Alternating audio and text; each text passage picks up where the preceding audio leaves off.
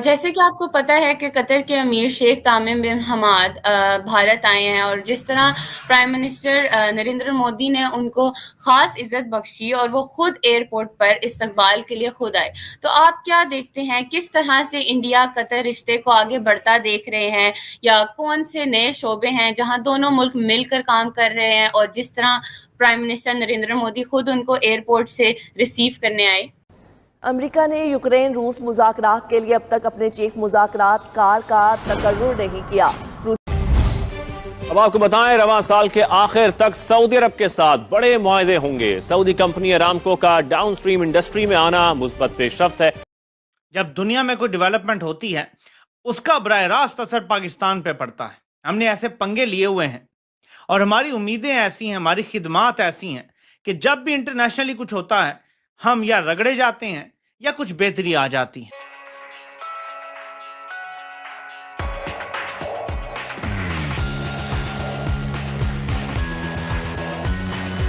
है कि नरेंद्र मोदी खुद एयरपोर्ट पे आए, और अमूमन नरेंद्र मोदी बड़ा कम होता है कि किसी मुल्क के सरबराह को एयरपोर्ट पे मिलने आए, खुद वेलकम करें। शायद उसकी बहुत सारी वजूहात हैं जिसके ऊपर हम बात कर सकते हैं। पहली वजह तो ये है कि कतर एक इम्पॉर्टेंट मुल्क है, हमें इस चीज़ का अंदाज़ा है। ये सिर्फ डिप्लोमेटिकली हमने देखा कि कतर की relevance in front of the United states बहुत ज़्यादा है। इंडिया हमेशा उन मुल्कों के साथ अरब वर्ल्ड में करीबी ताल्लुकात रखता है जो अमेरिका के करीब हैं। फॉर एग्जांपल कतर एक है उनमें से, और यूएई एक दूसरा मुल्क है। दोनों के बड़े अच्छे ताल्लुकात हैं, इसीलिए और सऊदी अरब के साथ भी हैं लेकिन वो एक और लहज पे हैं। बहरहाल एक तो ये चीज़ है। दूसरी अहम चीज़ ये है कि कतर के अमीर ने नरेंद्र मोदी को बहुत ज़्यादा इज्जत दी जब पिछले साल 9 इंडियन नेवी के जो ऑफिशियल्स थे जिनको सजाए मौत दी कतर ने बिकॉज ऑफ एस्पिनोज एंड बहुत सारे वाकयात, तो उस पे उनको डेथ सेंटेंस हुई। डेथ सेंटेंस पे उनको माफ़ किया गया। तो वो जो माफ़ किया गया था बेसिकली वो कतर के अमीर ने वो किया, जिसको बहुत ज़्यादा इंडिया ने शुक्रिया अदा किया। और नरेंद्र मोदी खुद गए उस सिलसिले में। नरेंद्र मोदी वहाँ पे गए, वो जाके अमीर कतर से मिले, शुक्रिया अदा किया और उनको दौरे की दावत दी।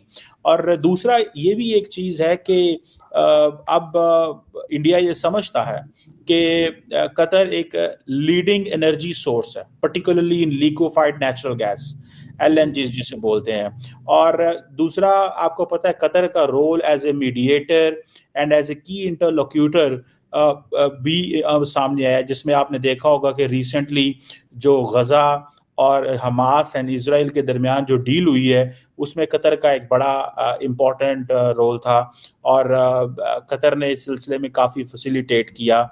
इवन के बाइडेन एडमिनिस्ट्रेशन के दौर में भी जो सऊदी अमेरिका के जो हैं फॉरेन मिनिस्टर जो फॉरेन सेक्रेटरी थे वो भी आते रहे कतर, और इसी तरह अभी भी जो लीडरशिप है वो कतर आ रही है और कतर का शुक्रिया अदा कर रही है। और दूसरा ये भी है कि जाहिर बात है कतर भी समझता है कि इंडिया एक इम्पॉर्टेंट प्लेयर के तौर पे इमर्ज कर रहा है, और उसकी पर्टिकुलरली ट्रेड, इन्वेस्टमेंट और बहुत सारी और चीज़ों में इंडिया की रेलिवेंस एंड वैल्यू जो है वो इंटरनेशनल स्टेज में बढ़ रही है। सो आई थिंक दैट्स वाई ये चीज़ है। लेकिन लार्जली कतरी अमीर का आना इंडिया के अंदर, तमीम हिज हाइनेस अमीर ऑफ कतर तमीम बिन हमाद अल थानी का आना, और ऑन अ स्टेट विजिट। और आपको पता है स्टेट विजिट की अपनी एक रेलिवेंस है। स्टेट विजिट जो होता है ये एक फॉर्मल विजिट होता है जो कि बेसिकली किसी भी सॉवरन कंट्री का जो रिप्रेजेंटेटिव होता है, जो हेड होता है, वो दूसरे सॉवरन कंट्री जाता है, and that is on the invitation of the head of the state. तो ये बेसिकली इसको एक कहा जाता है, ये एक स्टेट रिसेप्शन दी जाती है, और ये कहा जाता है कि ये एक highest expression of friendly relations की बात होती है। एक तो ये बात।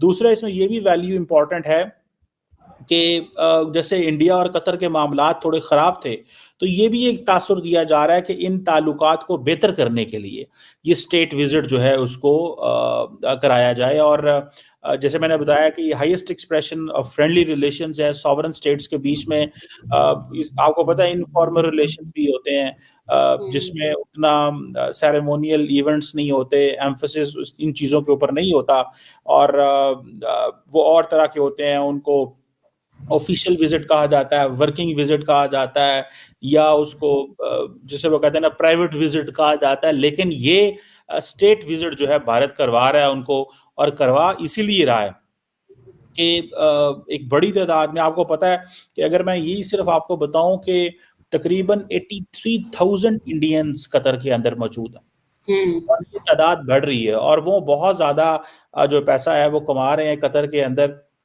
एंड पर्टिकुलरली कतर के अंदर वो जैसे ट्रेड, इन्वेस्टमेंट, एनर्जी, इन चीज़ों में आपको याद होगा कि कतर के अंदर जब फीफा वर्ल्ड कप हुआ तो उसकी ओपनिंग में 2 इंडियन एक्ट्रेसेस जो थी वो मौजूद।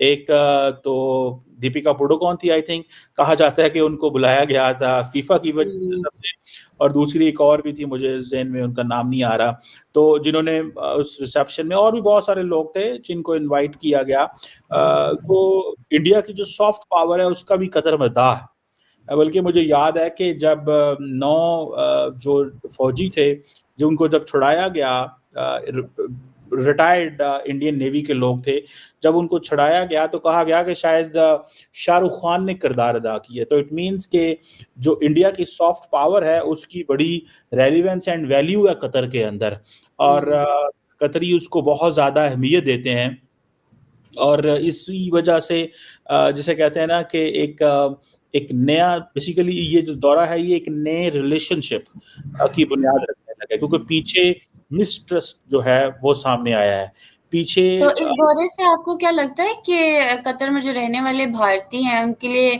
कोई नई सहूलतें भी उनको दी जाएंगी? देखिए, इस दौरे में ये होता है कि पहली बात तो मैं ये कह रहा था कि एक म्यूचुअल रिस्पेक्ट इससे बाहर निकलेगी, ठीक है जी। दूसरा ये है कि जब म्यूचुअल रिस्पेक्ट होगी तो उसके बाद फिर ये होता है कि बहुत सारी ऐसी फील्ड्स हैं जिनमें काम किया जा सकता है। 2001 में अमेरिका में कुछ होता है, और उसके बाद 20 साल पाकिस्तान दहशतगर्दी की जंग का हिस्सा रहता है, और अब हम जान छुड़ाना भी चाहते हैं तो छुड़ा नहीं सकते। दुनिया में जब जब कोई बड़ा वाकया होता है, पाकिस्तान पे उसके बड़े गहरे असरात आते हैं। अब कुछ मजीद बड़ा होने के आसार नजर आ रहे हैं। ये आप देख रहे हैं, ये क्या है? ये नाजरीन अमेरिका का B-52 स्ट्रेटेजिक बॉम्बर है। नाजरीन, इस टाइम ब्रेकिंग न्यूज ये है कि कतर की बेस और जॉर्डन में अमेरिका के तैयारों में हथियार लॉन्च कर दिए गए हैं, फुली लोड कर दिए गए हैं। अमेरिका और इस्राइल के मामलात बिल्कुल सेम पेज पर हैं। ट्रंप ने कह दिया है कि नेतन्याहू जो फैसला करेगा मुझे मंजूर है, मतलब वो फिर मारा मारी करना चाहता है तो मैं उसके साथ खड़ा हूं। जब वो ये बयान दे रहा है तो साथ उसने अपने B-52 जहाज कतर और जॉर्डन में तैयार रख दिए हैं, हथियारों से लैस कर दिए गए हैं, और ये कारपेट बॉम्बिंग के लिए तैयार है। मेरे पाकिस्तानियों, इसके साथ एक और खबर भी लेते जाइए, क्योंकि दुनिया में बहुत बड़ी बड़ी डेवलपमेंट्स हो रही हैं। वो मुलाकात जिसका जिक्र मैंने किया था वो हो गई है। अमेरिकी सेक्रेटरी ऑफ स्टेट की मोहम्मद बिन सलमान से मुलाकात हुई है। यह इंतहाई अहम मुलाकात है। मार्को रूबियो की मुलाकात सऊदी वजीर खारजा से भी हुई है और प्रिंस मोहम्मद बिन सलमान से भी हुई है। इस मुलाकात में यूक्रेन की जंग के मामलात तय करने हैं।